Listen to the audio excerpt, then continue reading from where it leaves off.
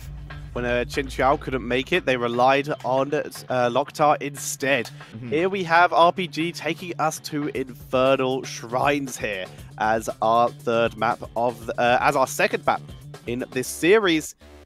RPG. Now, you already talked about the fact that they do have to step it up. They're long-time veterans, but last season they had to play a tiebreaker versus Hot's Lady to see who would go down to the Crucible. RPG won that tiebreaker, but to be on the same points at the end of a season as a team that lost in the Crucible, that's not going to feel great. That's got a situation where you need to make changes, and they're making changes, but these particular kind of changes aren't working. You must evolve. Listen to the Haka and Amatha. Evolve, improve, conquer. Here we go. Couldn't have said it better myself. And I think a lot of it comes down to Chicken playing on a more damagey / aggressive hero. I really didn't feel like his Dehaka was impactful. I mean, of course, there was only so much he could do in a team comp like that. What Sonya Death was now, because that was the one impactful play I would argue Chicken did when Sonya tried to wrap around that boss area. There we Chicken go. got him. Very true, very true. Now, Genji once again makes it through, and if you saw Meng's highlight reel there at the player introduction when they labeled him key player, he is one deadly Genji, so it wouldn't surprise me if we saw the Japanese ninja come out here. Wouldn't surprise me, yeah. He's very solid on this map especially. There's some good walls for him to jump past for now. Sonya, probably even first phase last season, Sonya was the most popular pick on this map because she's so good. Whirlwind on that objective gets crazy value. Crazy value indeed. Same can be said about Arthas. He's oftentimes picked with a Sonya as well because both of them are, complementing each other. Arthas provides so much slow, so much CC for Sonya then to jump back on. And I'm going to be interested in seeing whether Wang wants to go for the Arthas once more. I gotta say, it may also be time for Wang to switch it up because he has two tanky warriors that I would like to see him on, which in my opinion he performed best on. One of them is Anubrak, and the other one is Stitches. And with Stitches, who's also a pretty solid hero in Infernal because of his slam build, we can make those plays happen that they need to come back. I was also going to say Stitches, but I was going to put Muradin in there with him. So that's three tanks between the two of us that we believe he could really go for. Okay, RPG, rewinding it back to a little bit of a more comfortable time for them. At first, picking Valor. Why not Greymane? He's right there. He's open. But they seem to be preferring the old-fashioned style. And once again, we might be seeing this whole mental status of RPG in terms of their drafting strategy being stuck in the past a bit. You know what? I don't like it. I don't like it because I fear RPG is going to fall into the double support trap again with Valor. I'm pretty sure there's a task gonna appear. It could be a Tassadar. It could be an Auriel as well, who we saw yesterday with that Uther combo with our Vala as well. But it got crushed by CE.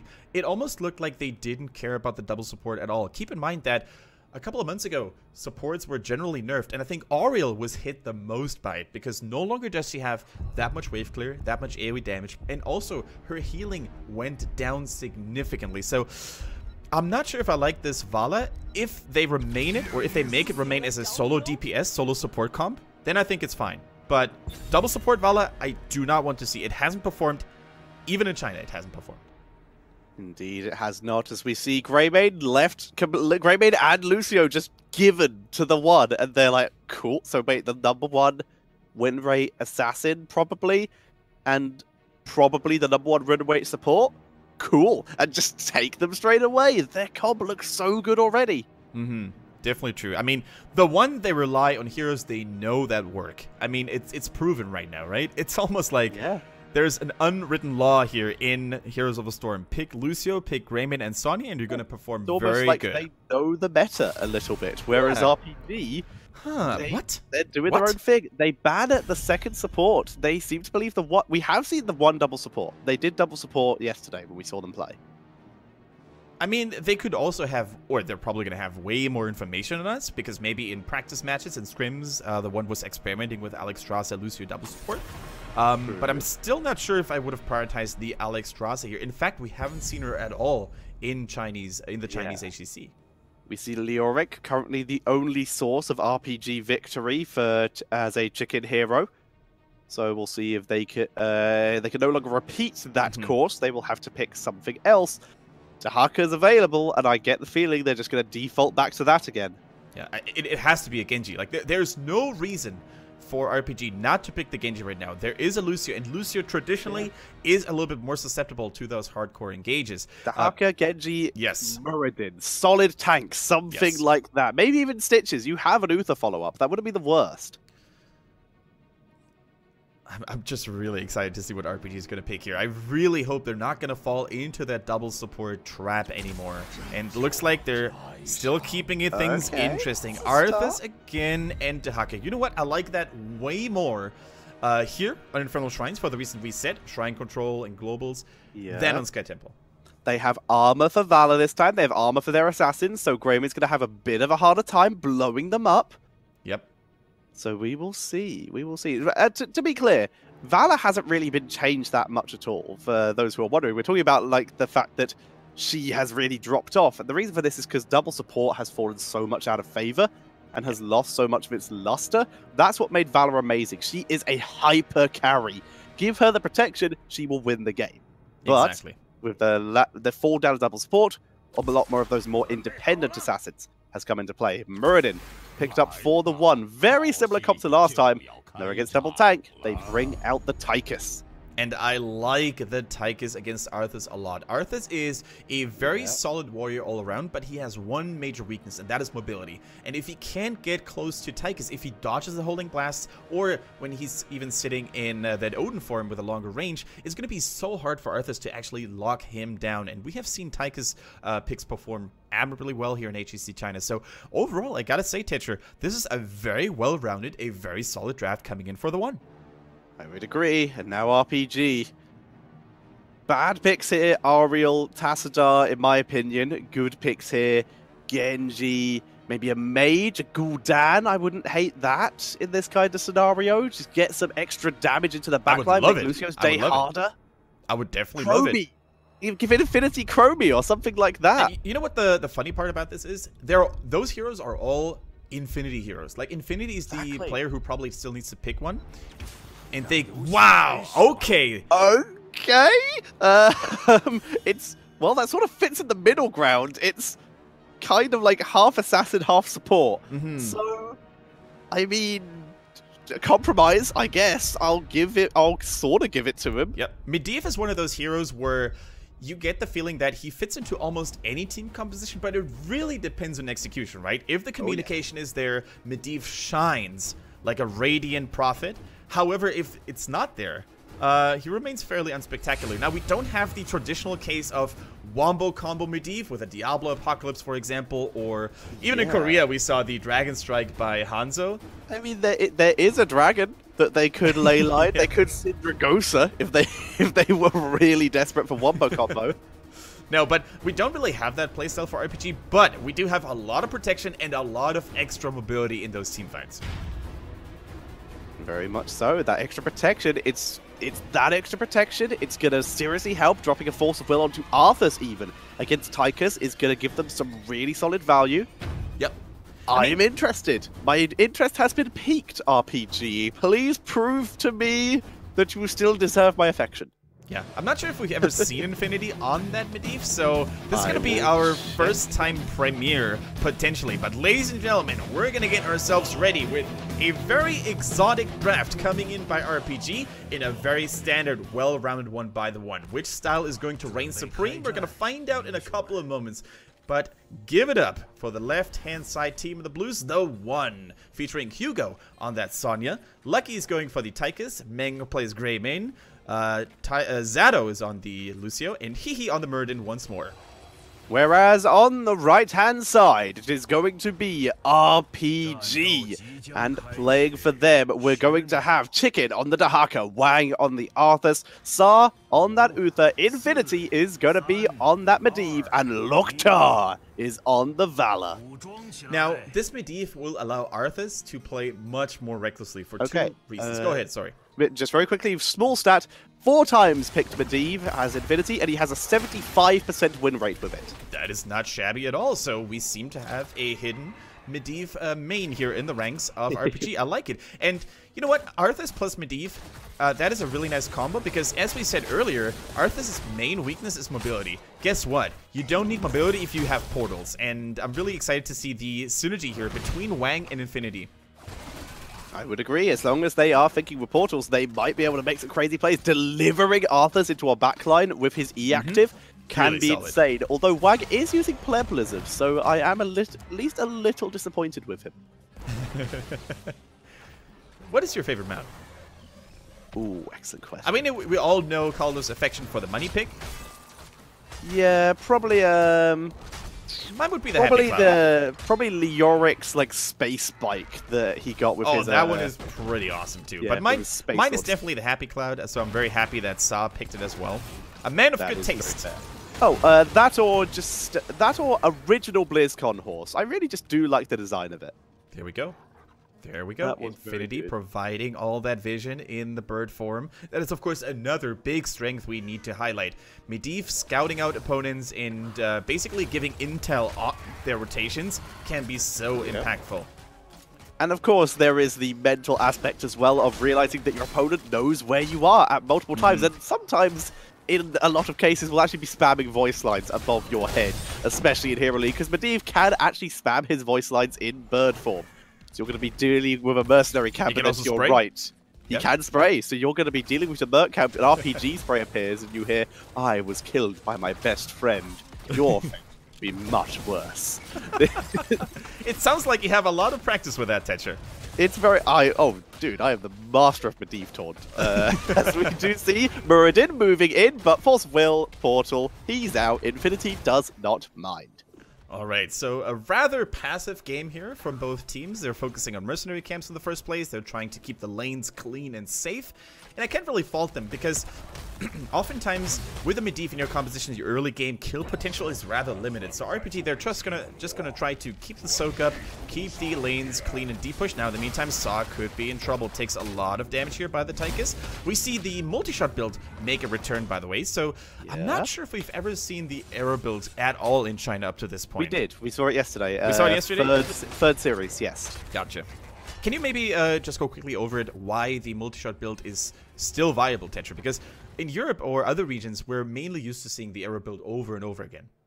So the reason that the multi-shot can be viable is the Hungering Arrow, for starters, has always really been the go-to, well, not always, but through the last year has been the go-to build because of burst potential. It started off as just a thing of, we play this on Battlefield because it works.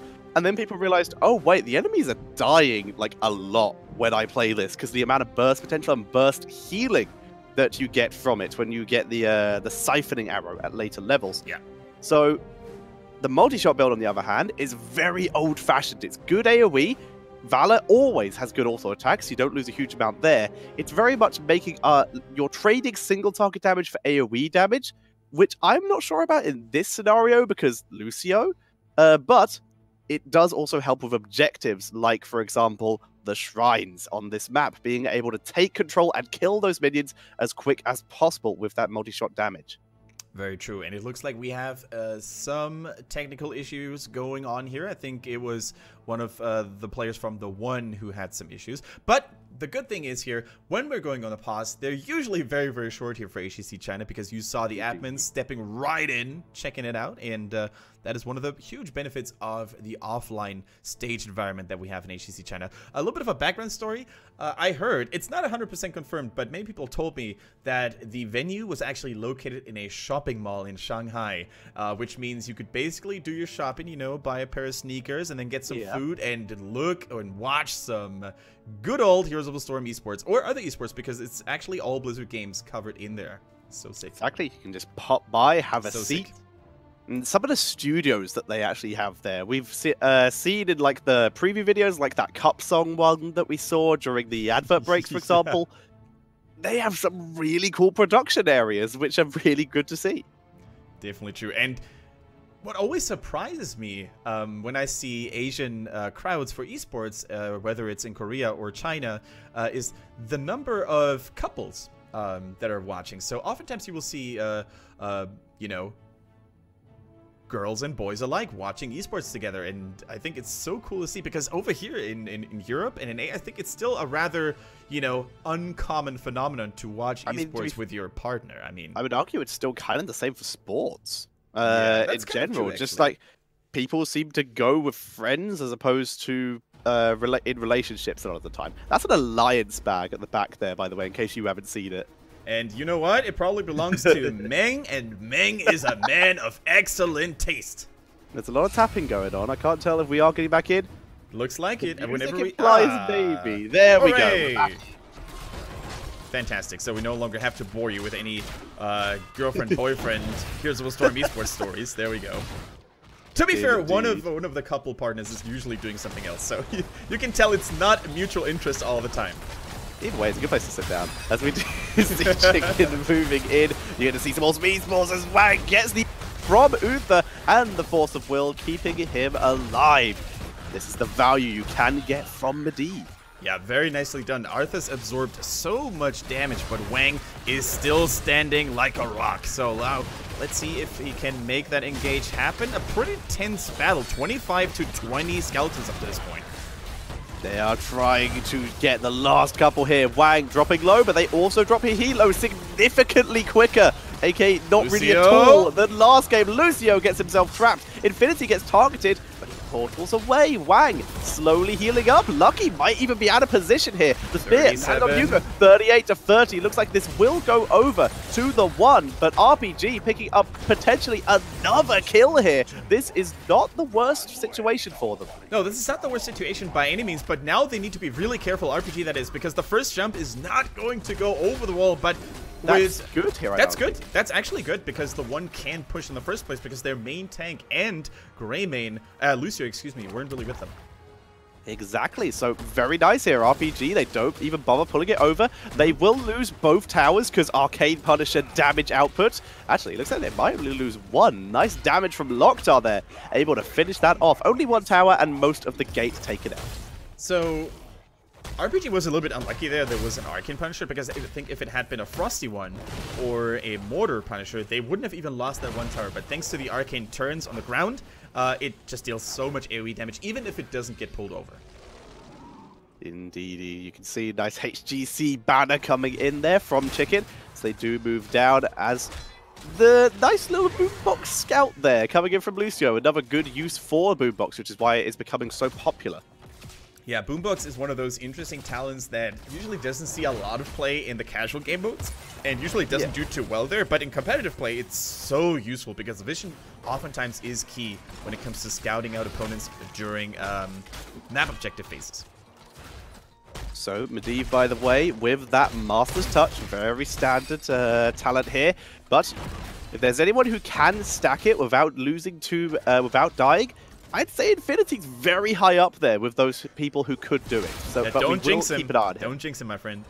He's really far away. I'm sure it's fine. I don't know if Jinx has a distance law, as we do see RPG moving in with their Impalers, killing off the Impalers of the one as quick as possible. They're trying to grab a tower or two here to move themselves closer to that level 10.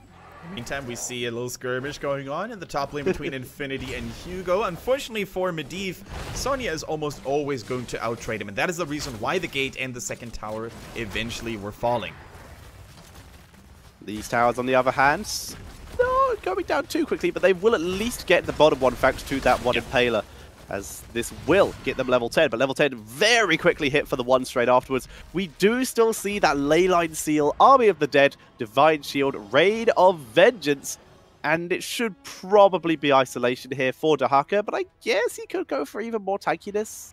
I mean, if you wanted to play more recklessly and really make those plays happen, you go for the adaptation, and that is exactly what Chicken seems to be going after. No isolation here. I mean, Lucio's movement speed and the mobility by Greymane or Tychus makes it a little bit hard to hit in the first place, but Sonya, a one-man Leyline Seal, is the kill going to follow? No, it isn't. That was a little bit of a waste here. 70 seconds until Infinity has access to that very impactful heroic ability again. Like you said, an 80-second cooldown burned to get nothing. Sad times for RPG here. The next objective is up in 20, meaning that once the objective is active, they will still have 20 seconds left before the Leyline Seal is back up. But I like the idea of using it on one person. I mean, in theory, it's good if you can secure the kill, right? If you can't, it's definitely a big waste. And I would actually argue that even in the earlier stages of the game, which right now, after 7 minutes and 50 is definitely the case, you trade a 20-second hero death for a long cooldown heroic ability. So I'm not sure if it would have been worth it, even if it had landed and killed Sonya. For now, though, the Shrine is active. The Fallen Shaman camp in the top lane applying a lot of pressure. So it is RPG's time to make a move or lose top 4. They do begin to move in here. Stable Portal is down to give them that micro potential. Chicken just working on the skellies on the outskirts of the area. But here comes the Odin. This is the play that the one need to make to try and win this objective straight away. But Dahaka coming in, killing off Lucio before anything can be done. And Wang, those consistent force of wills being dropped onto him, keep him alive all the way through this. And the Odin, the value is removed by the zoning chicken. Yeah, very nicely done. It is now RPG's time to maintain the favor. Leyline Seal is back off cooldown. Catches too. Can they follow up on the kills here? Good tongue. Good protection by Medivh. Everybody stays alive for RPG. The Divine Shield as well. Force of Will, Divine Shield, and the Greymane value that we were seeing in the last game is completely neutralized. The whole point of the last game is that Tracer could not stay alive through the burst. RPG, they completely reversed their drafting style to counter that exact playstyle. And it all came down to interrupting Lucio. I'm not sure who interrupted him. It could have been Dahaka dragged him. Oh, Dahaka dragged him. So the sound barrier couldn't go off. Was on a 10-second cooldown. And that could have single-handedly swung around the course of that team fight. Now, the portal goes down. Aggressive marching coming in through. Arthur's in the backline. Punisher jumping in as well. They're trying to kill off Muradin here a little bit harder. They would have loved Tychus, but he got zoned out. There is the sound barrier, but is it enough? Arthur's slowing down here. Dwarf Toss is used, and he will escape. But that looked rough there for a second. However, Heroic was burnt there. The Army of the Dead used by Arthur's. Now, it is not all grim and dire for the one here. They did get some value in the top lane because, as we highlighted earlier, that Fallen Shaman camp is very scary if left unattended. So they lost a couple of heroes. Yes, they did lose the Punisher, but at least they got one structure out of it. So in the end, overall, it is 1 fort for 1 fort. We see Chicken clearing out the lanes. Like you said, fort for fort is going to be very good for the one that could have been so much worse. Infinity scouting out just how many people are actually here, getting that bird's eye view value. Yeah, very important also for Infinity, he didn't die in that last engagement. So he continues to stack up the Master's Touch, and maybe eventually at some point we're going to see how many stacks he has accumulated up to this point. Really nice emergency cleanse here coming in by Sa, and the shield by Infinity as well. Looking good. I think the protection game by both Uther and Medivh is on point up to this. There's even more than that. The extra armor value from Uther, as he has gone for that W talent, which can increase the armor duration he can do, and Vala even protecting herself with Gloom here. So everyone's just really going sustainy. Adaptation, Icebound Fortitude. It's really cool to see. Yeah, the Stormbolt landing too early by He couldn't land it on Infinity, but Disengage is strong with Muradin. Master's Touch is done. Huge damage boost now coming in for Infinity. And now he can actually play even riskier. He can try and make those really insane backline. Time to feed. Stacks are done. As we do see Loktar hanging around the value. That's the Kael'thas philosophy, I would argue, more than the Medivh one. But the Medivh is still a similar situation. Alright, in the meantime, RPG is posturing up here in the middle. We see Sonya taking care of the bottom lane, while Dahaka is doing the exact mirrored thing in the top lane. The next shrine is going to be in that top lane, by the way, so we need to pay special attention to those Fallen Shaman camps. Actually, the one triggers it very early on. Sometimes you actually want to wait shortly before the arrival of the shrine here. So let's see how much value they can get from it. So we do see Loktar trading out positively with Lucky here. Wanted to try and do something. An aggressive Dwarf Toss forward. Forces the Vault out of Loktar so he can disengage. Yep. And I think the one, they need to escort the Fallen Shaman camp. Otherwise, it's going to go down to waste with that Dahaka taking care of it easily. And they're exactly rotating according to that. 28 seconds until the altar comes. Already some solid damage onto the Shaman. So definitely mistiming by the one, in my opinion. Yeah, the Shaman camp just gets killed off here. However, it has resulted in a distraction, allowing Hugo to push the bot lane. But is this going to result in RPG just getting another objective? Sonya is rotating up, so it looks like they do intend to contest this. Yeah, Dehaka now in a little bit of a dire situation. Dodges the spear by Hugo. Well done. You know, I talk bad about Chicken a lot sometimes. He gives me reason to doubt him a lot, but sometimes you see stuff like that and you go, yeah, he's still got it. That's the player I fell in love with. He's definitely got it, man. Wang and Chicken, the Chicken-Wang duo, they've been in the game for so long. When they need to perform, you can definitely rely on them. Exactly. They've been in the game so long, they're Wang, Blizzard All-Stars. As we see, the Force of Will on Wang. Lane line seal keeps alive. They move the focus onto here, but Sound Barrier is good. TheOne putting on quite the show here in terms of fight control. They're still pushing RPG backwards. Portal is dropped, but RPG are tanking through this with that Force of Will. Good Portal micro. The Odin and the Avatar are burned. In fact, everything is burned pretty much except for Go for the Throat, and somehow Divine Shield was not used there. That was crazy. Arthas, Wang just tanked so much damage with the help of Medivh. Sa didn't even use the Divine Shield here. I think an early Divine Shield could have caused Wang to stay in the battle, to hold the front line. But as it is, RPG were just forced to back off with the help of the portals. This is definitely not how they wanted this teamfight to go, I feel. Yeah, the Sound Barrier was very good, keeping the backliners alive. Muradin was able to get his Avatar off, keeping him alive. RPG, their own style used against them here, there, where TheOne out-sustained them. Yeah, so how much can they do to defend this? The lead, the bait is good. Arthas dropped low once again. Divine Shield is still available. They're trying to pull Muradin in. No Avatar this time. The armor reduction shreds through the Muradin as RPG move onto the Punisher. They need to be careful of the stun though. Portal stun into the backline, but the Punisher did get the big stun, like you said, as Wang is trying to move on to Lucky, but they're so split. Leyline only hits Sonya. The keep is gone. They've abandoned the keep. They're just going to get themselves yet another kill. Drag misses, but Hugo will still drop.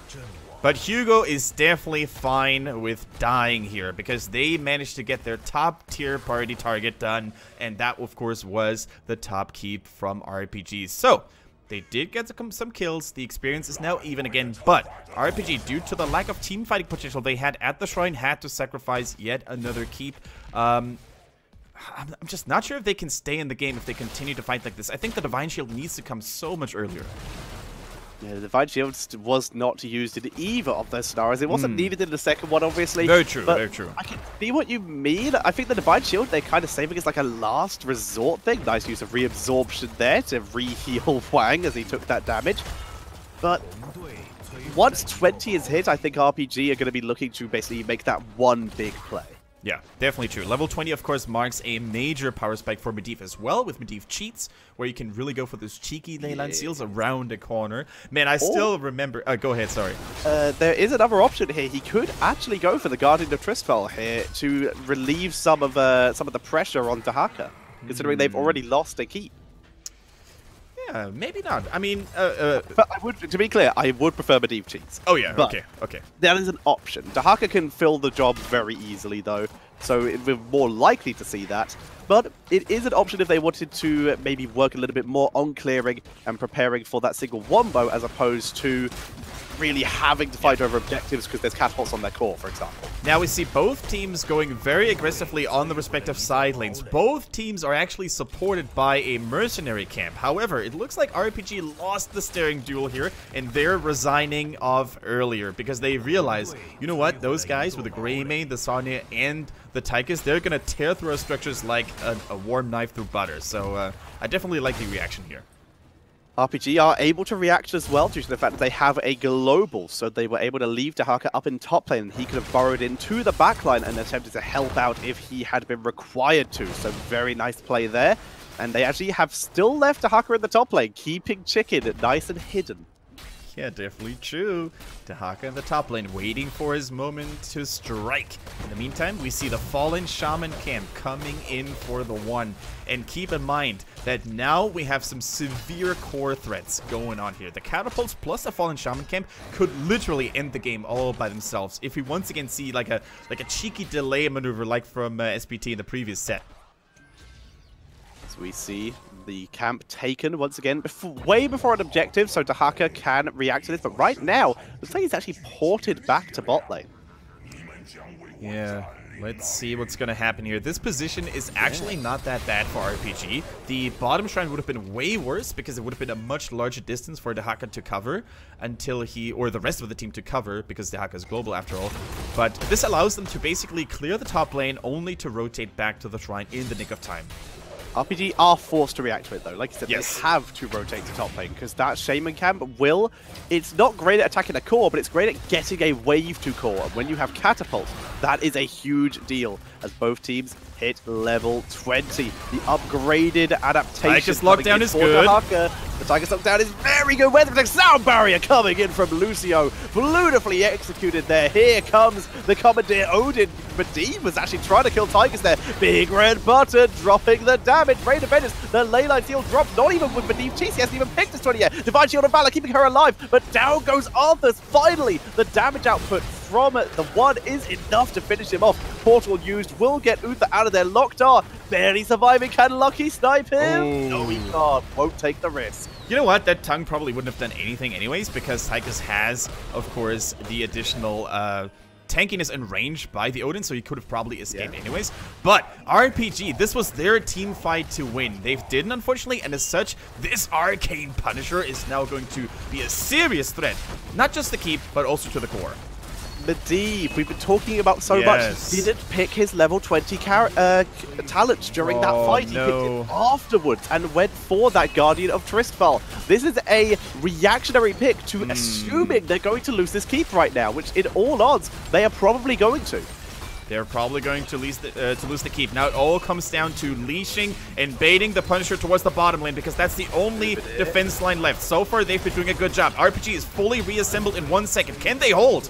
The Punisher does not make it onto the keep. It is now joining for the core. Arthas is moving in to try and protect it. He moves on to the Punisher, so if the Punisher stuns, it will stun him. It gets to Haka as well, though. The core is dropping down thanks to Hugo, and the sound barrier will be enough. Leyline Seal will not save the game, and that is going to be GG as TheOne takes game number 2 and the series. Yeah. Congratulations to them. They just played this so crisp, so clean, and at no point during the game did they look like they had trouble with dealing with RPG had. And although the draft by RPG looked a lot better than compared to game 1, it just wasn't enough to power down TheOne. And I gotta say, Tetra, I feel so bad for RPG. They're a team that is very dear to us because we've been casting them so many times. On the other hand, we can't forget about TheOne. They start off this season like they did last time, getting extremely good and extremely many points out of the early half of the season. They just need to power it through all the way. They need to be consistent right now. Very true indeed, but